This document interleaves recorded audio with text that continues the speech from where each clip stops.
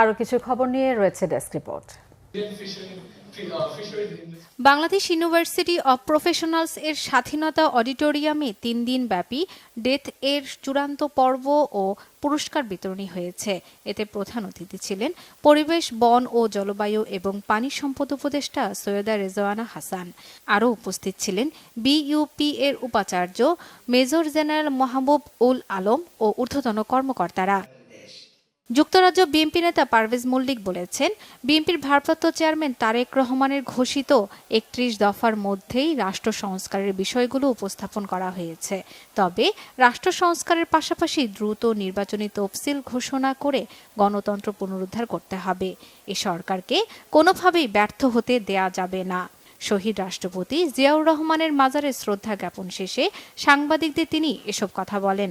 আরও উপস্থিত ছিলেন খুলনা বিভাগের বিভাগীয় কেন্দ্রীয় কমিটির ভারপ্রাপ্ত সাংগঠনিক সম্পাদক অনিন্দ্য ইসলাম অমিত এবং বিএনপির তথ্য ও গবেষণা বিষয়ক সম্পাদক আজিজুল বারী হেলাল, ডক্টরস অ্যাসোসিয়েশন অব বাংলাদেশের যুগ্ম মহাসচিব ডক্টর আনোয়ারুল কাদির বিটু সহ আরও অনেকে।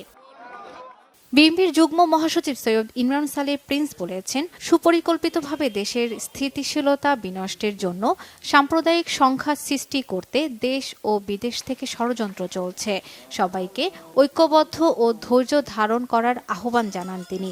বিকালে ময়মনসিংহের হালুয়াঘাট উপজেলার পাশাকান্দা কালী মন্দির পরিদর্শন শেষে তিনি একথা বলেন। বিএনপি চেয়ারপারসনের উপদেষ্টা জহির উদ্দিন স্বপন বলেছেন, বিএনপি নেতাকর্মীদের উপর নির্যাতন করে বিভীষিকাময় পরিস্থিতি সৃষ্টি করেছিল পতিত আওয়ামী লীগ সরকার। বরিশালের গৌরনদী মুক্ত দিবস উপলক্ষে এক অনুষ্ঠানে তিনি একথা বলেন। সমাবেশে আরও বক্তব্য রাখেন মুক্তিযোদ্ধা দলের কেন্দ্রীয় সাধারণ সম্পাদক বীর মুক্তিযোদ্ধা সাদেক আহমেদ খান, বীর মুক্তিযোদ্ধা সারোয়ার আলম বিপ্লব, দেওয়ান মোহাম্মদ শহীদুল্লাহ, মিজানুর রহমান খান মুকুল, শরীফ জহির সাজ্জাদ খান ও মোল্লা বশির আহমেদ পান্না। গণসংহতি আন্দোলনের প্রধান সমন্বয়কারী জোনায়েদ সাকি বলেছেন, সরকারের সব কাজে যে মানুষ সন্তুষ্ট হবে এমনটা নয়, তবে প্রত্যাশা অনেক। মনে রাখতে হবে, একটা ভেঙে পড়া রাষ্ট্রকে এ সরকার হাতে পেয়েছে। সিলেট জেলা কমিটির উদ্যোগে রাষ্ট্রের গণতান্ত্রিক রূপান্তরে নতুন রাজনৈতিক বন্দোবস্ত প্রতিষ্ঠার দাবিতে গণসংলাপ শেষে সাংবাদিকদের প্রশ্নের জবাবে তিনি একথা বলেন। শিশু সুরক্ষায় সাংবাদিকতার শীর্ষক ফেলোশিপ দিয়েছে ব্রেকিং অফ সাইলেন্স সংস্থাটির সভাপতি ও দৈনিক ইত্তেফাকের সম্পাদক তাসমিমা হোসেইনের সভাপতিত্বে অনুষ্ঠানের প্রধান অতিথি ছিলেন ঢাকা বিশ্ববিদ্যালয়ের গণযোগাযোগ ও সাংবাদিকতা বিভাগের অধ্যাপক ডক্টর গীতিয়ারা নাসরিন।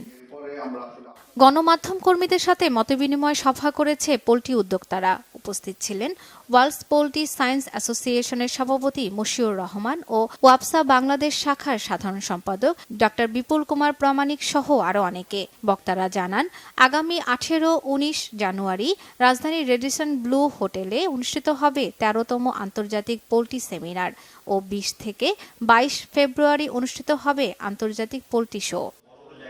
ফরিদপুরে অভিবাসী এবং মানব পাচার আইন বিষয়ক কর্মশালা হয়েছে। জেলা চিফ জুডিশিয়াল ম্যাজিস্ট্রেট আদালতের সভাকক্ষে এ সভায় প্রধান অতিথি ছিলেন জেলা chief judicial magistrate MA Saeed.